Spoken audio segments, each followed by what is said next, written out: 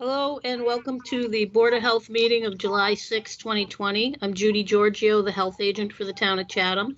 This meeting is being recorded and will be available shortly hereafter for scheduled and on-demand viewing on any smartphone or tablet device. If anyone else is recording the meeting, please notify the chairman.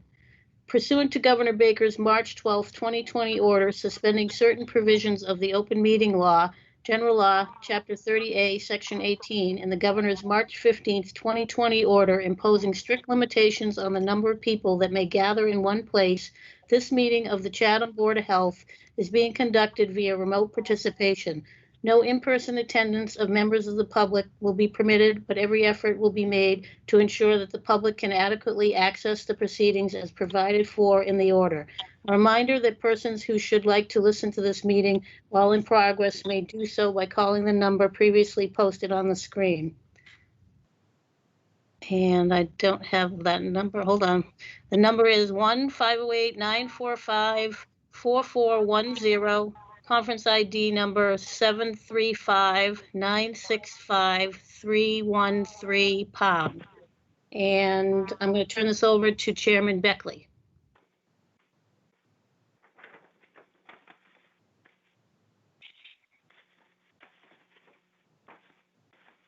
John, are you there? You're muted, John. Okay, I'm sorry about that.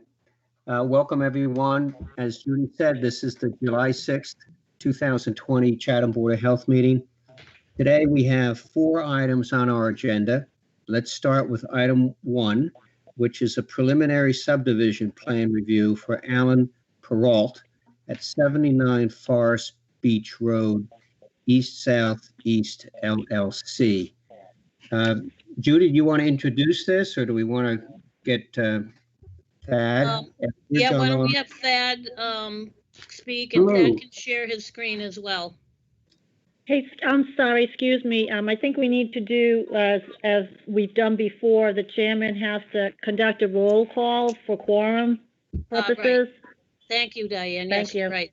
Thank you, Diane. Sorry about that. Let's do a roll call to establish who on the Board of Health is present. Alan Ward? Present. Noble Hanson? Present. Ron Broman? Here. Ed Sheehan? Here. And myself, John Beckley. All 5 of us are on the call today. Thank you. Okay, so now we can have Thad. You're ready to present? Certainly. Good afternoon. For the record, Thad Aldridge with East Southeast. I assume everybody can see the plan that I've just pulled up onto the screen. Anybody with a screen? 79 Forest Beach Road currently has a 98-year-old building on it and a bunch of woods. The proposal is to come in and subdivide the property so that there are 2 lots. The first lot will be 30,000 square feet, and that will house the existing 98-year-old 3-bedroom house. And the second lot will be 40,000 square feet. Both will be serviced with town water. There's adequate room for septics. The existing septic for the 98-year-old house is downhill from the road and will meet all the septics. And a new septic system will be required for the new lot. The proposed access for both properties will be from the road, from Forest Beach Road, and there'll be an easement over the first lot for the benefit of the second. The legal access for the second lot will actually be on Bobby's Lane, but we'd prefer to come in off of Forest Beach. If there are any questions, I'd be happy to answer those. The only question I have, Al, is Ed Sheehan. The question is anything going to be coming out of on the Bobby's line in the back? The neighbors down there would prefer that nothing come out. Okay. You know, it's difficult to see. The topography here is rather steep. So the better Correct. building spot for the second lot is to the west and up on top of the hill, about 20 feet down to get to Bobby's Lane. And while it's not Okay. impossible to traverse that with a driveway or other way from the bottom back up to the top, everybody in the neighborhood's been kind of in agreement that the better way in is up from the north. And if we can leave Okay. Bobby's the way it is, that's going to be wonderful. That's my question. Thank you. You're welcome. So the driveway, this is John Beckley, Thad, the driveway leading into Lot 2 will come down from the north through that easement section. Yes, and that easement's been designated to be wide enough so that the existing vegetated buffer to the neighbors can remain. Okay, good. And just to share, I have done a concept, not that it matters too much, but I can fit three 20,000 square foot lots on the same property. That would require the removal of the existing home and probably the anger of many of the neighbors there. They seem to be on board with 2 lots, but let's not push it to 3. Hmm. And how does an easement get established, Thad, say from Carolyn Daly's property? So there was an easement there before, and that's actually an undefined easement, and it goes back to the days before cars and talks about carriages. Really? The easement was defined by deed to begin with. Somebody owned this property, somebody owned Carolyn Daly's property, and they made a negotiation. The attorneys drafted up a document, and it's just like a deed. Just doesn't convey full interest in the property, just the right to pass and repass. So in this case, when it's all in common ownership, no easement can exist. And the moment one of the lots is conveyed, then the easement becomes activated. In the case of the easement coming across for Lot 2 to access. Which house is for sale right now? The house in the middle of Lot 1 is under agreement right now. Okay. That's- This is Noble. Just to help me understand, so if you have the subdivision, does the septic of Lot 1 have to be inspected during the subdivision process? It would have to be inspected during the conveyance process, so During the conveyance, yes. not otherwise. And then Lot 2, so you would have a traditional Title V septic placed in there, presumably? Yes, and Mr. Peralt is not interested in an IA system, so he's looking at building just a 4-bedroom septic system in here. Okay. And with 40,000 square feet, he can do so without too much trouble. Right. All right, good. Any more questions from board members? No. Judy, do you want to convey any thoughts, Judy? No, I agree with everything Thad said. The new lot would have to have a new septic system, obviously, and I haven't seen what is on the existing house, but if it's adequate for what's there, then it passes the inspection, then that will remain. Alan, did you have a question? No question. And if I could add, the septic on the existing house is a 2001 Coltech system. So most likely it will pass the inspection. Yes, and there's been minimal use in the house in recent years, so we're expecting it to pass with flying colors. So Judy, tonight, if we approve this is just a preliminary. This would mean that this has to come back before the Board of Health at a later date? Correct. The definitive will get, so this will go back to, this will go to the planning board, and then they may make suggestions or changes, and then it may come back to us for the definitive looking maybe different, slightly different, or, and then we would basically do the same thing. So our job is really just to look at it from a wastewater and soil standpoint, drainage, any public health issues or concerns, which I don't believe there are any here. Do we pass a motion? Yes, usually you do. Yep. I'll move that we accept the subdivision. Alan? Okay, that we approve the preliminary subdivision plan.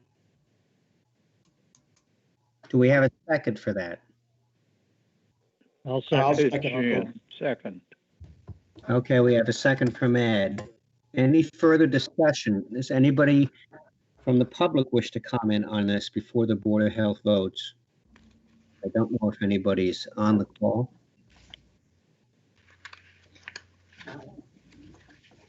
Any further discussion among the board members before I call the question?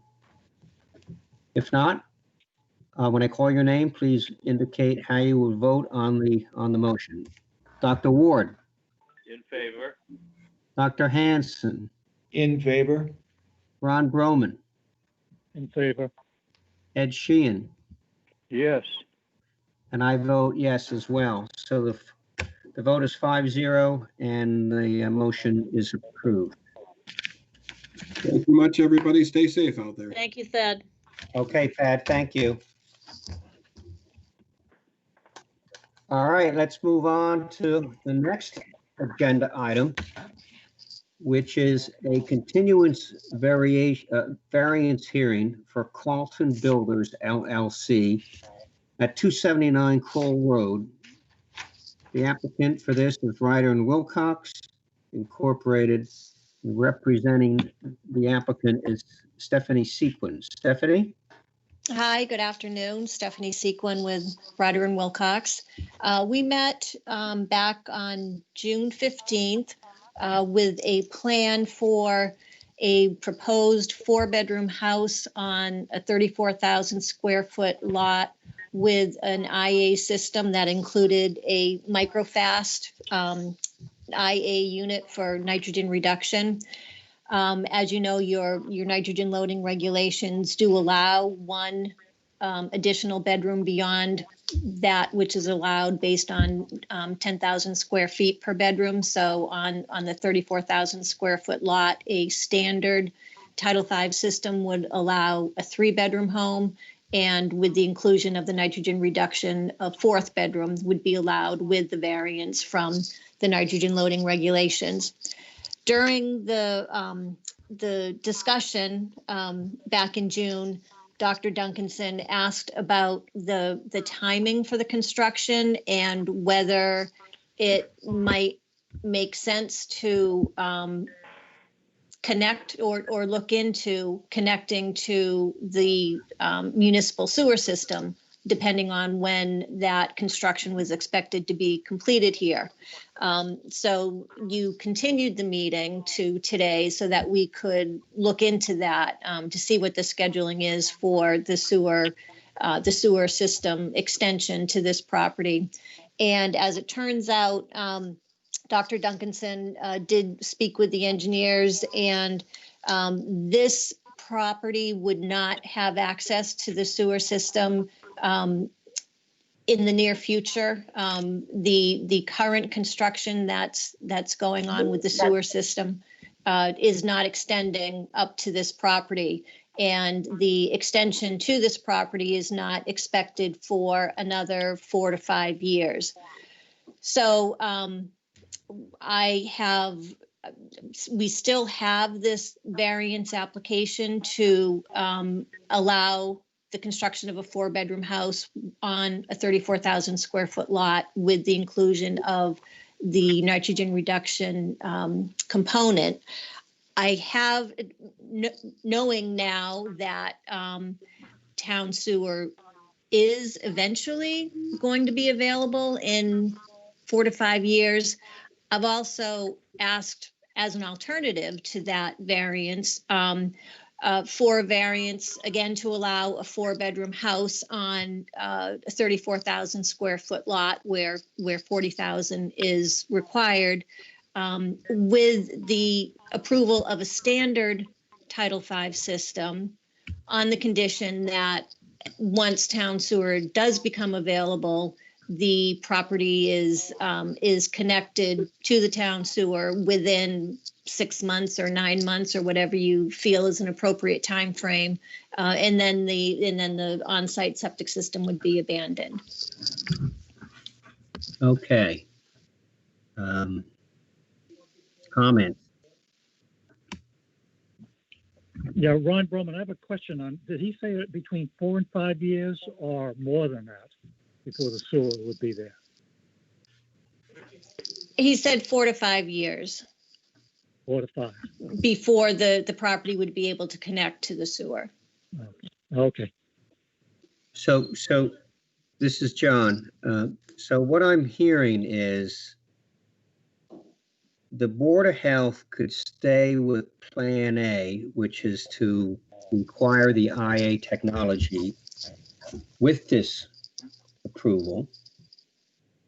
The downside of that for us is that once the applicant builds that, they don't have an obligation to then connect forthwith into the town sewer when it becomes available, because they have spent the extra money to purchase and install an IA system.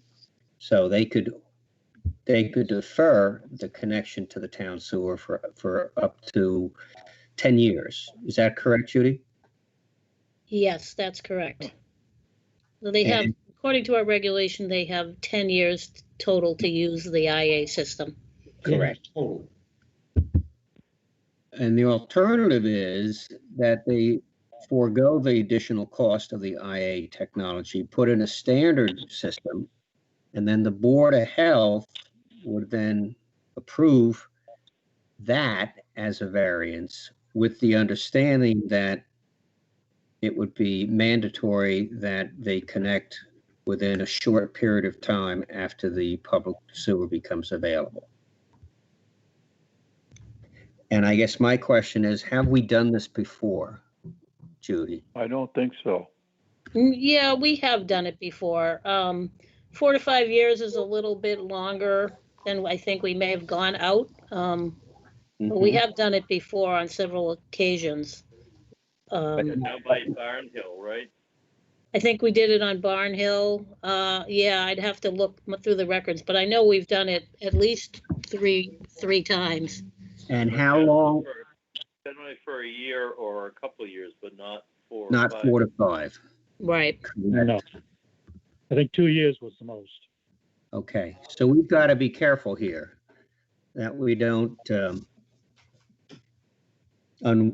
unknowingly set another precedent of going further out.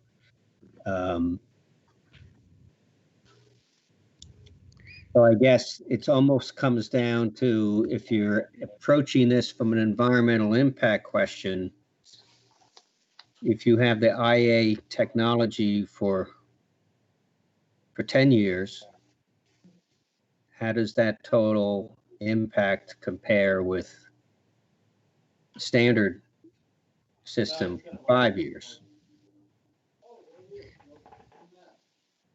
Yeah, that's it. Maybe Bob could answer that, but I think that, you get a better nitrogen reduction with the sewer than you are going to get with an IA system, Correct. which requires a lot of tweaking and working with the operator to make sure it's operating correctly. Right.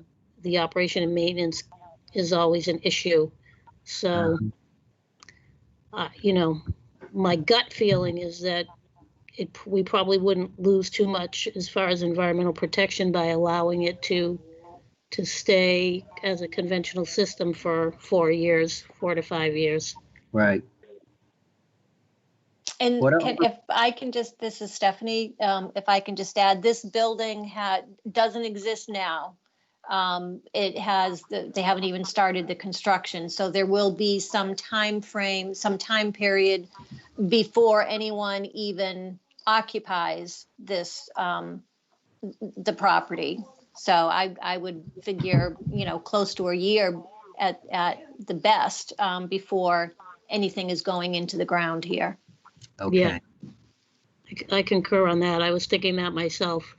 So then theoretically or practically it'd be year 2, 3, 4, and 5, or 2, 3, and 4. Theoretically, it could only be 3 years of discharge to the ground. Correct. If in fact the sanitary line does come in 4 years, it's only 3 years of discharge.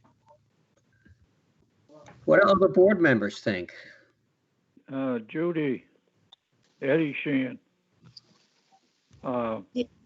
Is this property going to be built and then have it as just a summer residence, or is it going to be a new dwelling and stay here? It's a new dwelling, but I don't know whether it's a year. I mean, obviously it's built as a year-round resident, but I'm not sure who is going to occupy it. Mm-hmm.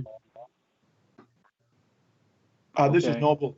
So my understanding is if we give the variance for the traditional septic, then when the new sewer system comes in, they must hook up within, 180 days?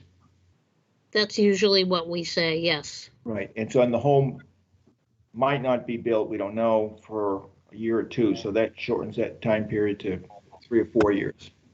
Right. Right. When you think about it, One other thing, so I just be careful. So Judy, you're quite sure that we have given this kind of a variance before. It's not precedent setting. No, it's not. We did it, another one I can think of is on White Pond Road. We did it for that family that was building a house. right. Hoback. Right. You did that one. Yep. And how long did they have the traditional septic before they hooked up? They're actually, I think, still in construction, and they are actually putting the line down that road right now. So, but it'll probably be another year before they can actually hook up. So it probably will be a year for them by the time it's all said and done, but. Yeah, this is Ron Drummond. Yeah, Ron. Ron Drummond. Did we allow them 4 to 5 years old? That's quite a ways out. That's my problem. When we do it for once, we're going to have others come along wanting 4 or 5 years. Right, but the argument to this one would be it's not 4 to 5, it's 3 to 4, because it is a vacant lot. Mhm. And the house would not be constructed and occupiable for probably another year, if you wanted For to this spin one, it. yeah. Right. For this one. Judy, does the sewer come down as far as the school?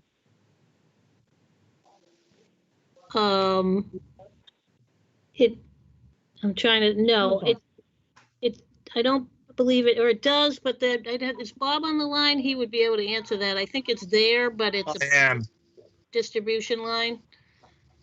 Yeah, it's Bob. John? Yes. Yeah, right now the sewer does go all the way down to the schools. However, it's a force main that runs along Kroll Road up to the school. So we generally don't allow people to connect up into a force main unless there's, some overriding reason for it. In this case, you may be aware we're doing some stormwater work on Kroll Road, as well as we are putting a sewer extension in on stepping stones in this vicinity as part of the stormwater work, because we had to make sure that the grades and all between the stormwater pipe, which is fairly large, it's a fairly flat area, and the sewer we're going to work. So when we looked at it, it wasn't an easy connection for this property as well as the one that actually fronts on Kroll Road to connect them up at this time. So we are going to be doing some work on the Chops sewer pump station across the street, and that's currently in design. As part of that project, we'll probably be slightly relocating the location of the pump station And that will give us an opportunity to put a gravity sewer line in, which we could use to pick up these two properties. And that's why, as I said, it's not something that's going to happen in the next 1 to 2 years, but more than likely 4 to 5 years out by the time we get the pump station designed, because we've just started that process. Get it designed, get it permitted, get the town meeting appropriation and all that kind of stuff. We're probably 4 to 5 years away from having that in place that would allow us to connect up these properties. This is Noble. I would ask Bob, what are the chances that for some reason the sewer would be completed in more than 4 or 5 years? A delay for some, what are the chances of that? And then Yeah, you know, nothing is guaranteed. You know, we still have to go to town meeting to get an appropriation for the pump station. You know, we have to go to SRF to get their approval to fund it. So, you know, there's no guarantee 4 to 5 years, but in speaking with the engineers, that's kind of the timeline we're currently working under. But, you know, as you know, I hate to throw it out there, but as COVID-19, you know, if it were to continue and town funding becomes difficult and whatnot, you know, it could be postponed. Absolutely. Right. Well, I know you can't say, but would you say it's unlikely it would be more than 4 or 5 years, or like a 50-50? I can't give you a percent because Okay. at this point, I have no way of knowing. Possibility, it's a possibility. It's a possibility, yes. This is John. Stephanie, what's the difference in cost, bottom round number, between a conventional system and an IA system? We generally figure, as a rule of thumb, approximately $10,000 above and beyond what a standard Title V system, between the purchase of the unit itself, the septic tank. It's sort of like a special order tank, depending on which technology you're going to be using, and then you need an electrician to do all the wiring. So going through this process, like I said, it's in the vicinity for a 4-bedroom house of about $10,000 on the installation. And then you've got the, for the first 2 years where testing is required, I would guess the O&M contract is probably around $1,200 for the inspections and the lab fees. And then once you cut back on your testing, you've got probably $500 or $600 a year on the O&M contract. Okay. Thank you for that. Yeah, Stephanie, what's our just present day estimate cost of a 4-bedroom traditional septic system? You said 10,000 in addition? Yeah, I'm just looking at the soil conditions here. I would figure the installation for a standard Title V system here would be somewhere around 12 to 15,000. Okay. Yeah. Judy, do you have a recommendation? Or a strong recommendation, or a weak recommendation? You know, I could go either way on this. I mean, I think we might find that people are anxious to connect to sewer, and you know, after 4 or 5 years of paying for it, they're going to want to connect right away, even if they put the IA system in.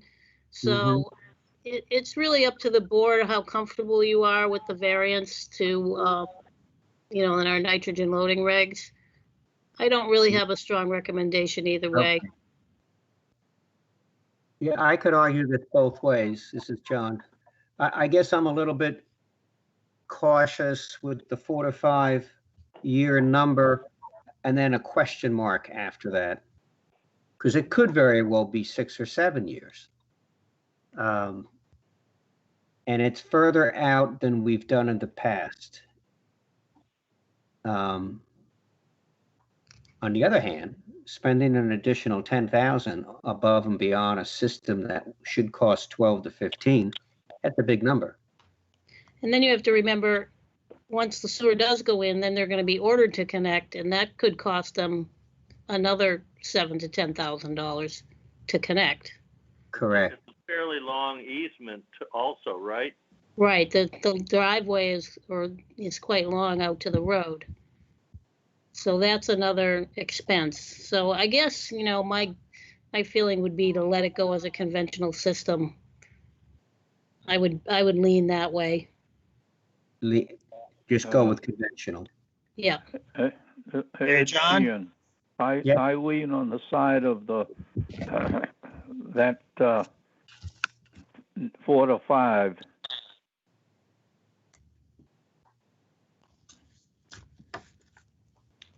Which way is that, Ed?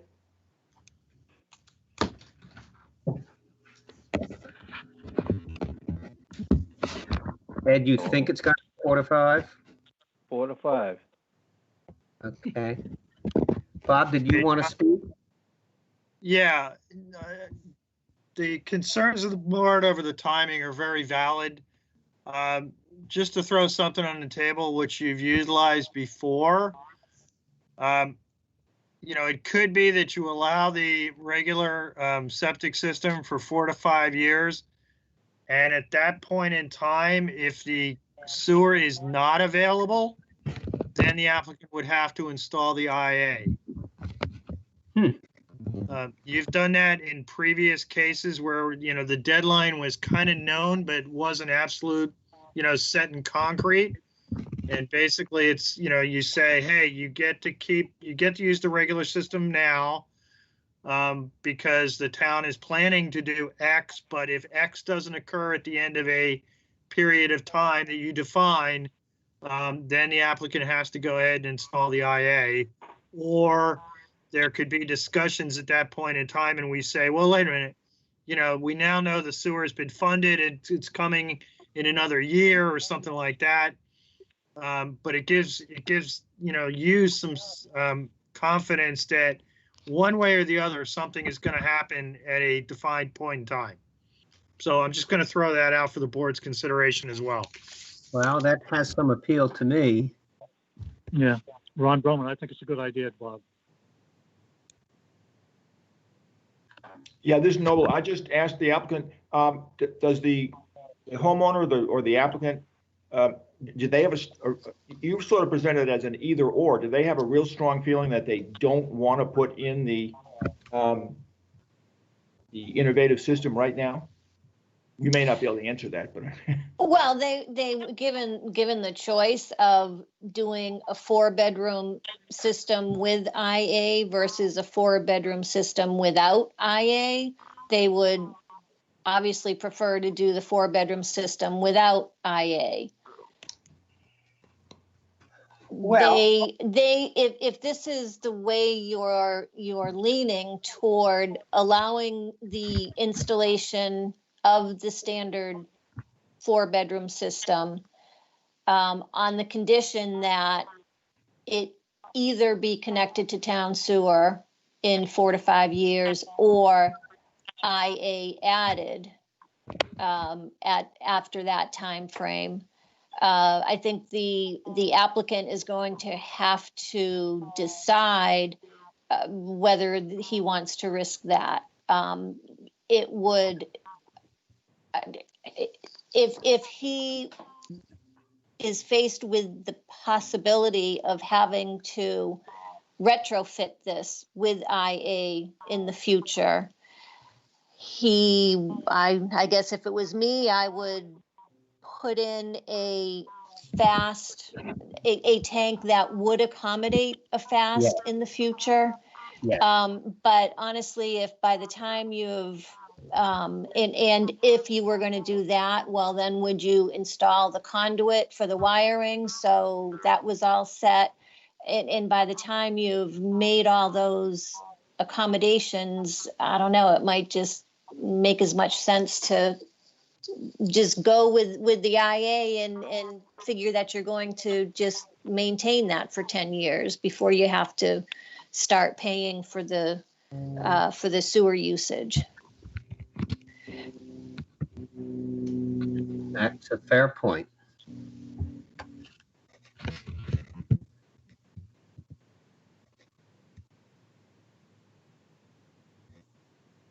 Other board members want to weigh in?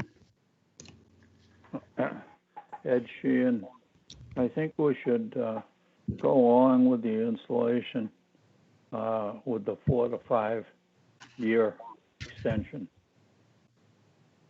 The standard septic system. Correct. And then give the applicant the option of either going with traditional now with the understanding that after 4 to 5 years, if it's not connected, IA retrofit will likely have to be done. Or the applicant can choose, per Stephanie's comments, to just say, well, if I have to spend a third of it up front anyhow, why don't I just do the whole thing and be done with it? And then I'm free to do what I want with the IA system for up to 10 years. Oh, does anybody in the want to go to the 10-year era? Well, they would have the right to do so. They may, if they could.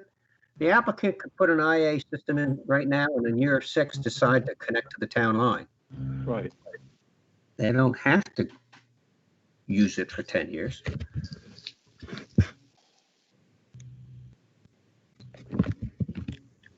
This is Stephanie. Can I just add one request, I guess? I would, in whatever your decision, hopefully you do allow the applicant to make that choice of either putting in the standard IA, I'm sorry, the standard Title V system with the condition that it either be connected to town sewer within 5 years or, review by the board at that time to see what would make the most sense, or grant the variance to allow the installation of the IA system to allow the 4th bedroom. And the reason I'm saying that, I don't know who's going to own this home in 4 to 5 years. And so I think that the applicant is going to have to think about what is, if he's trying to market the property and it comes with a septic system that might have to be altered in 5 years, that might discourage a potential buyer from buying it. Right. So that's why I think the applicant is going to have to decide what makes most sense and what he wants to put in the ground now. Well, so I would just like to be able to have that flexibility for him to decide which way he wants to go. Do we have a motion that somebody on the board is prepared to set forth to essentially summarize or say what Stephanie just outlined?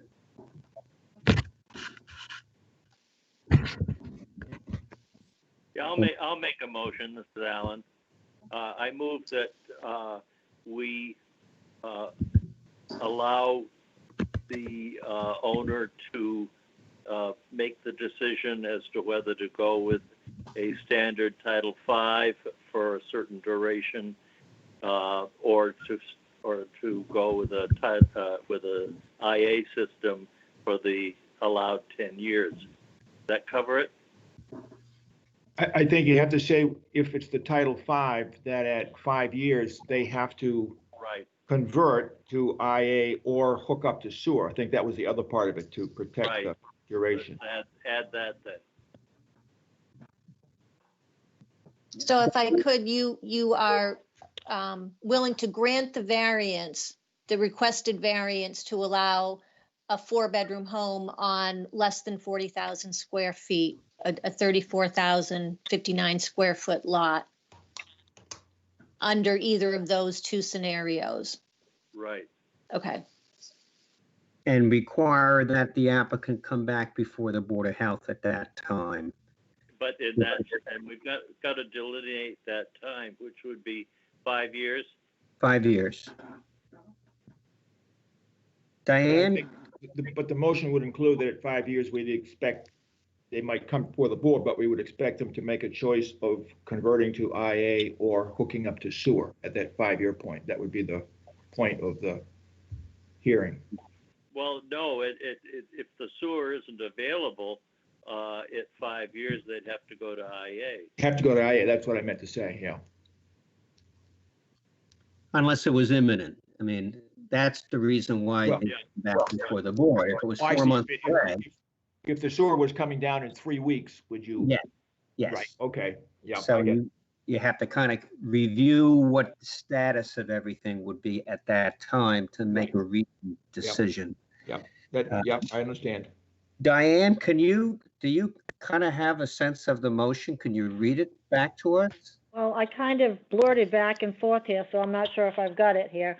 Alan made the motion to allow the applicant to decide the standard Title V system within 5 years.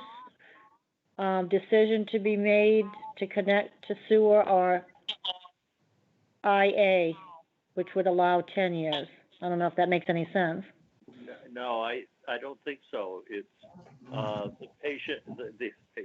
the owner would decide whether he wants to go with IA now or with Title V. If he goes with Title V at 5 years and the sewer is not imminent, then he has to go to before the board again and put it in IA. Upgraded to an IA. Okay, Yeah, I think Okay. that's it. okay, You have that now, Diane? yes.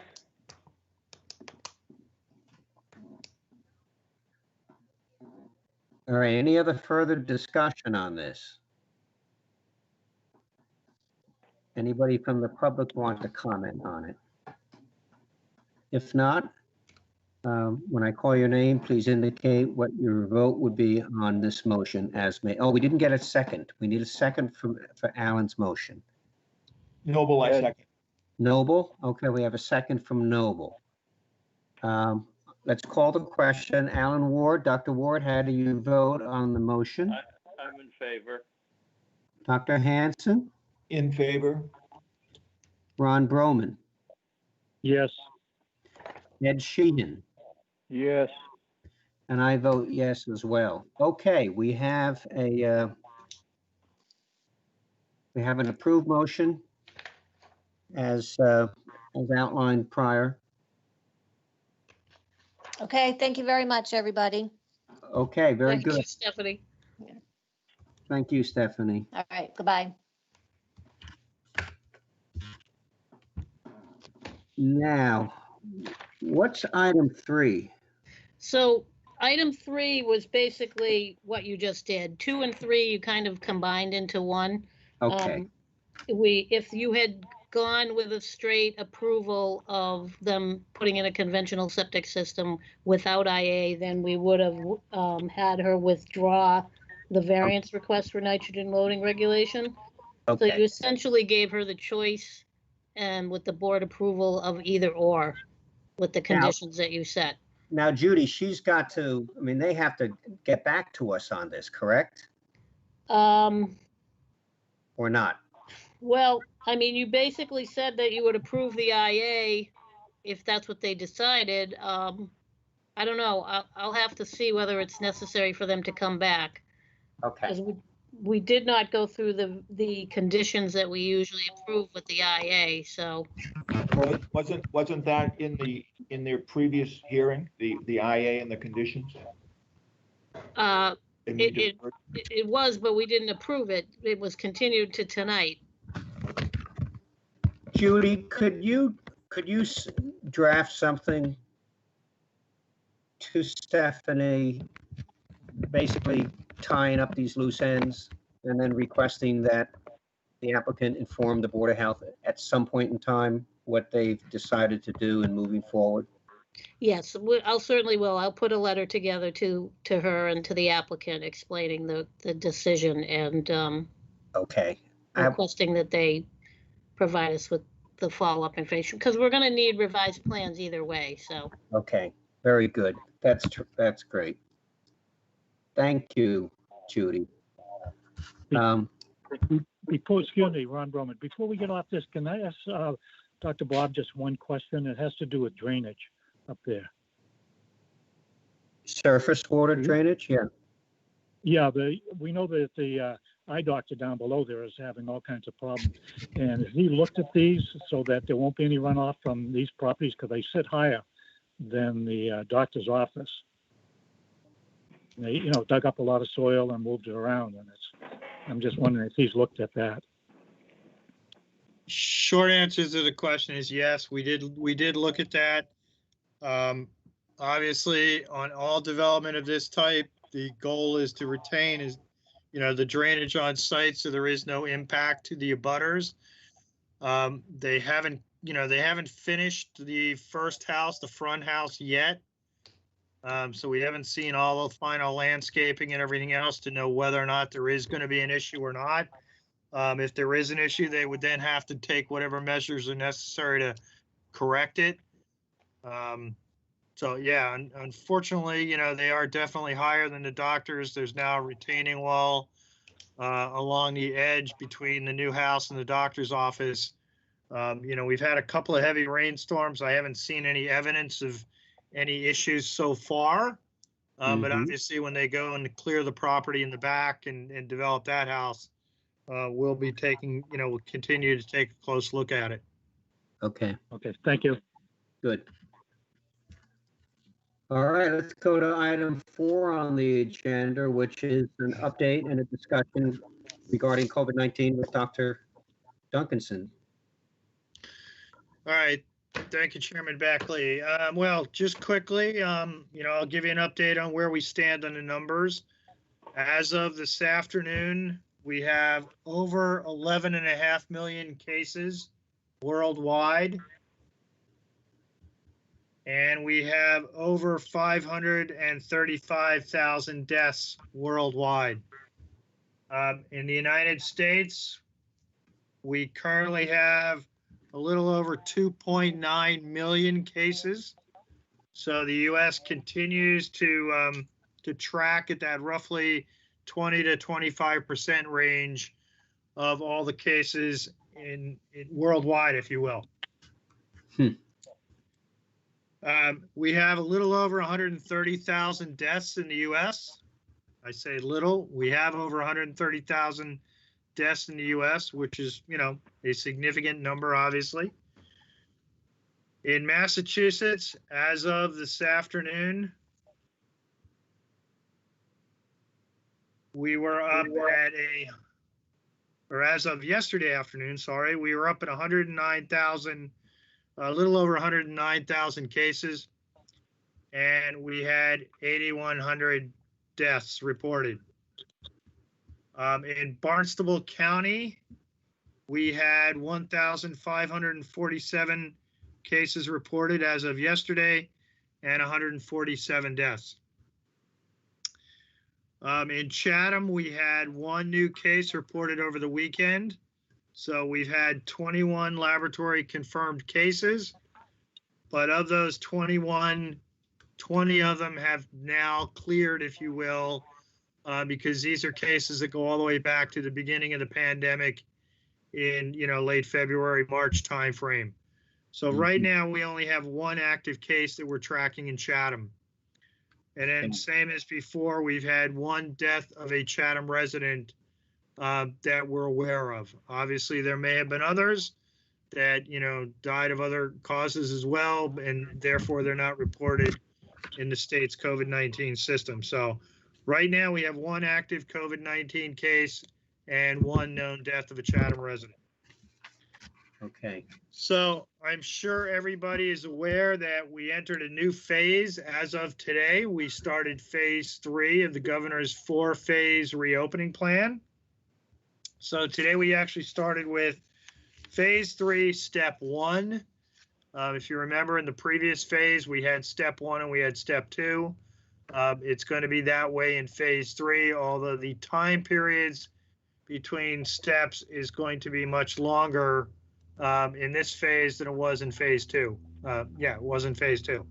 So we entered step 1, phase 3 today, and that allowed a number of new activities to take place, mainly things like movie theaters and outdoor performance venues were allowed to open, museums, cultural and historic sites were allowed to reopen, fitness clubs and health clubs were allowed to reopen. Certain indoor recreational activities with low potential for contact were allowed to start up, and special professional sports teams were able to hold games without spectators. And we know that a number of those are starting, to kind of ramp things back up again. All those places that were allowed to start up in step 1 of phase 3 do have limitations on them. In terms of the number of people that can be involved, generally it's up to 40% of previous capacity. There's also been some changes to the outdoor gatherings or the gatherings criteria. Indoor gatherings are now limited to 8 people per 1,000 square feet, but in no case should they exceed 25 people in a single enclosed space. So if you remember, previous to now, it was at 10. That has now been increased to 25. And similar with outdoor gatherings, they're limited to 25% of the maximum permitted occupancy with a maximum of 100 people. And that's in a single enclosed outdoor space. If you have an outdoor unenclosed space like a park or a beach, there's no limit on the number of people, provided that social gathering and the mask criteria are adhered to. So those were kind of the big things. Probably the biggest change locally is that gyms are now allowed to open, as you probably are aware. I know you're aware. We were having an issue with a gym in Chatham previously, and the State Department of Labor Standards got involved in that and kind of took the lead from us. But as of today, gyms are allowed to open with a specific set of state mandated criteria.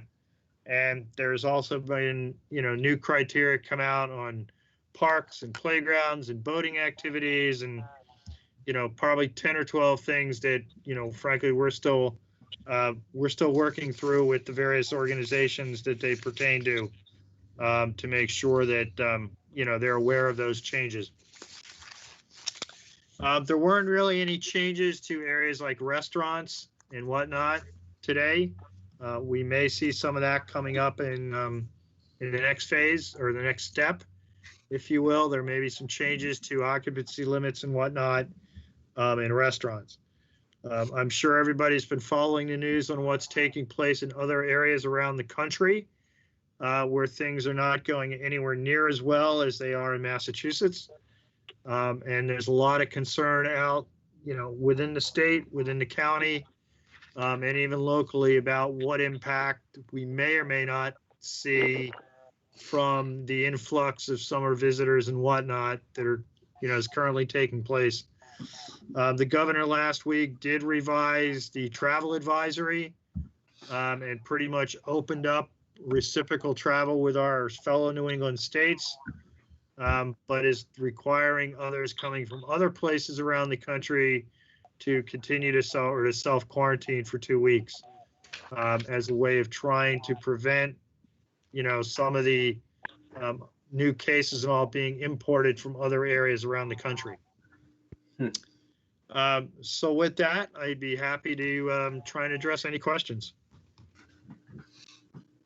Bob, Dr. Bob, Ron Broman, I have one question. I noticed on the electronic sign down there that they said that people not wearing masks will be fined. Yes, if you remember, the Board of Health recently amended your mask requirement to include a fine provision. Ron, I'm not sure you were there on that meeting. I must have missed it because I thought we said how we were going to enforce it. So the meeting that I missed then. Yeah, we got a lot of feedback from people when we first put the word out and put the electronic message boards up that having a fine provision would be helpful, in terms of public pressure and peer pressure to folks. So the board did go ahead at your meeting 2 weeks ago and approved that fine schedule. So the first one is a warning, then there's a $100 fine, and then a $300 fine. We've had a lot of discussion internally and with the folks at the police department about enforcement. And right now, we're still continuing to take the same tack that we had started out with, which is public education and example. Judy did do up a kind of handout form that we have available. We've provided those to the police department. They've also been provided to the Chamber of Commerce and the downtown offices to be given out. The Chamber of Commerce booth is now open Friday, Saturday, Sunday.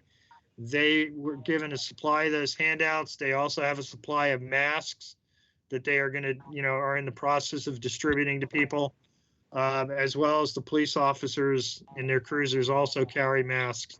So if they see people, they could provide them to them. We've had a fair amount of discussion over the enforcement side of things because, as you can imagine right now, police departments here and elsewhere are somewhat sensitive about getting into strong enforcement on this, given all the other issues that they are currently involved in or dealing with nationally regarding police departments and the public. So we have talked to them. We are continuing to take the education tact as being most effective. And I can tell you, I drove Main Street about 3 o'clock on Friday, and I would say compliance was better than 95%. I also drove Main Street around 1 o'clock today, and again, compliance was better than 95%. Almost everybody I saw, with only 1 or 2 exceptions, from the Rotary all the way down to the Eldridge Garage parking area, was wearing a mask. Similarly, I've been up at the Fish Pier. You're probably aware we opened the Fish Pier observation deck on Thursday. I've been up there a couple of times since then, and everybody that I saw on the Fish Pier observation deck was wearing a mask. That's good.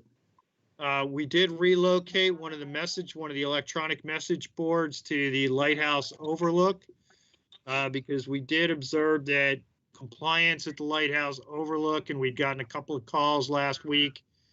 The compliance there and on the stairs down to Lighthouse Beach was not as good as it could be. So we did relocate one of the variable message boards to the upper parking lot there. And I've driven by a couple of times, and I think, compliance is better. It's still not as good as it is at the Fish Pier and Main Street, but it's definitely better than it was, say, this time last week. So, I think the word's getting out. The Cape Cod Times had an article on Friday about mask wearing throughout the Cape. And as I'm sure everybody's aware, at the national level, both public health entities as well as some of the political entities are now, coming on board relatively quickly about the advantages to wearing masks. So I think the public is hearing it from many sides, and that's, to some extent helping out with our compliance. Good. Dr. Bob, this is Noble. What's the wording on the message board about fines? Does it say will be, can be? How was it phrased? I believe it says it talks about the requirement to wear masks. It gives the time frame, and then it says like fines up to $300. Okay. Yeah, as you can imagine, we're somewhat limited on how many words we could put on those message boards. Right. Yeah. So we really try to distill it down to get the minimum, get the concern across. And then I had one other question about the fitness club. Judy sent out the Massachusetts procedures or rules, and then the checklist for the health clubs. Is that something that the health department monitors some way when they open? Do they go over the checklist with them, or is it just strictly left up to the owners? This is Judy. We're not required to go to all these businesses and make sure they comply. The state basically says that if we get complaints, we can follow up. But I have been trying my best to get these checklists and requirements out to all the businesses. So I did send all the 3 health clubs that we have those checklists today. And hopefully they will read through them and comply. So I wasn't planning on going over to that particular club just because I don't think I want to start something up with them. But I think that they were doing a good job before, so hopefully they will read through it and make adjustments as necessary. So your sense is that they'll be willing to comply with the phase 3 guidelines that are coming out? I would think so, yes. Most of it they've probably already done. They had done out anyways, so. I mean, the outlier. Right. Okay. Good. Any more questions for Dr. Bob? Good report, Doctor. Here's Noble. Here's a question you probably can't say anything about. Is there any additional public information for the one new case in Chatham, or is there none available for privacy? No, we can't give out any. We can't and we don't give out any further information. It's a small town.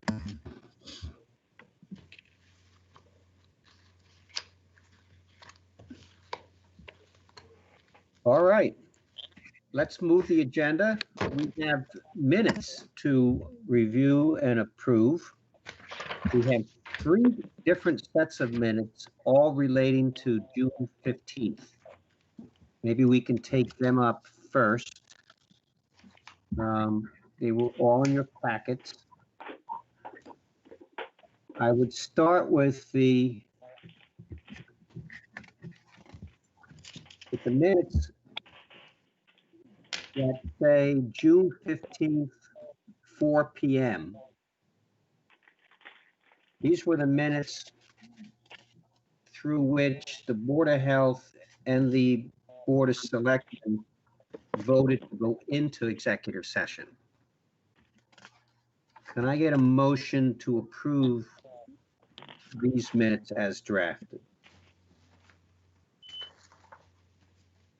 Noble, motion to approve. Okay, Second, Alan. and a second from Alan. Are there any edits or corrections on this first set of minutes? They're not much to them. They're just basically votes.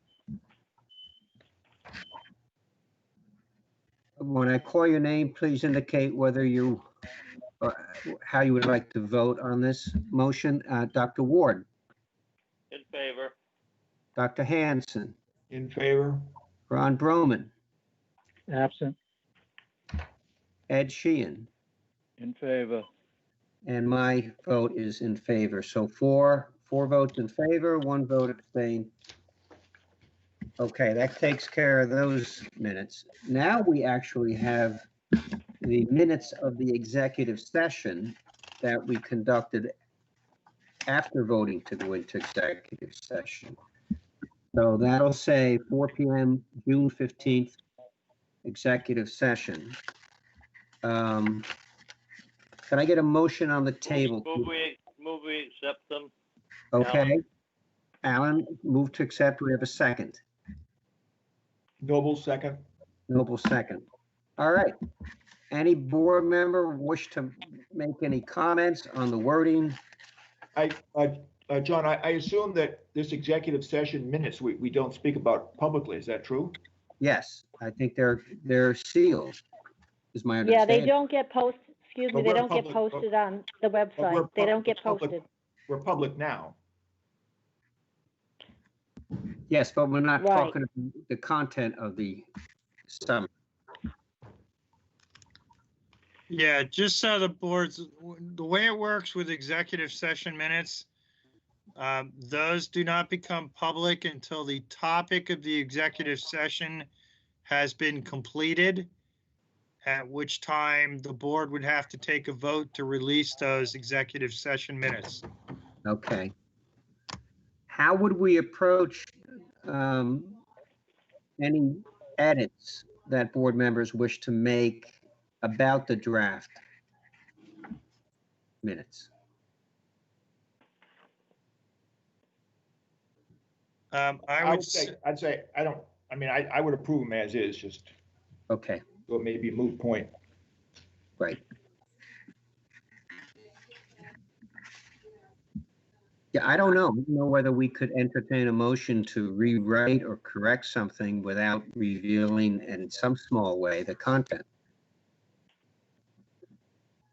So how about we simply vote to approve the draft executive session minutes as they are before us? I make a motion, We have a motion to adopt as drafted from Dr. Hanson. Do we have a second? Yeah. Second. Yes. Ed Second Sheehan. from Ron Broman. Okay. When I call your name, please indicate how you would like to vote on the acceptance of the executive session minutes as drafted. Dr. Ward, Yes. Dr. Hanson, Yes. Ron Broman, Absent. Ed Sheehan, Yes. John Beckley, yes. Okay, so we have 4 votes to approve, so the draft of the executive session minutes have been approved by the board. Now we have the minutes of the June 15th meeting that the Board of Health had. And everybody's got a copy of those. Can I get a motion to approve these minutes as prepared? Move we accept, Alan. Alan to accept. We have a second. Noble second. Noble second. Okay, anybody wish to make any comments or edits or corrections or clarifications on the draft minutes that we have in front of us?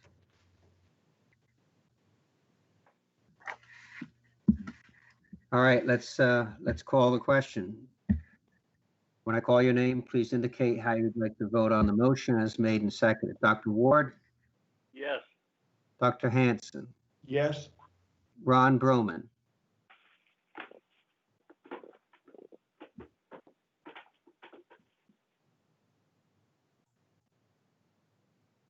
Ron Broman.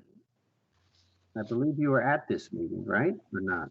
I think you came in at 5 o'clock. Ron, are you there?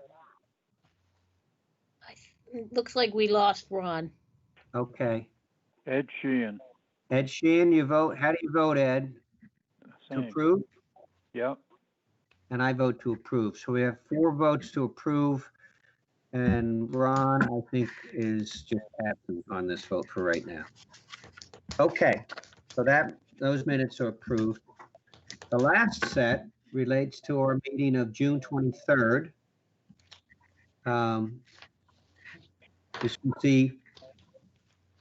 This was the meeting where we amended the mandatory mask order to add the penalties. Can I get a motion to approve these minutes as prepared? Move we approve, Alan. Alan, do I have a second? Ed Sheehan. Ed Approve. Sheehan, second. Any corrections or edits on these minutes as submitted? Hearing none, we'll call the question. How do you vote on approving the minutes? Dr. Ward, Yes. Dr. Hanson, Yes. Ron Broman, Ed Sheehan, Yes. and I vote yes as well. So you have 4 votes in the affirmative, and Ron was not able to vote. So that approves those minutes. And as far as I can see, that is the end of our agenda as it was laid out initially. Are there any questions or issues that anybody would like to raise at this time that we can raise without it being on the agenda? Okay, hearing none, can I get a motion to adjourn the meeting? A motion to adjourn, Ed Sheehan. You got Ed and Alan, I think, said a second. Please indicate how you would vote on the motion to adjourn. Dr. Ward, A vote to adjourn. Dr. Hanson, Adjourn. Ron Broman, Ed Sheehan, Yes. and I vote yes as well. So we have 4 votes to adjourn. I guess that does it for tonight, everyone. Thank you for your time and your attention. Thank you for the good report from Dr. Duncanson and Judy's help as usual, and Diane's work. Thank you, everyone. Thank you. Good night.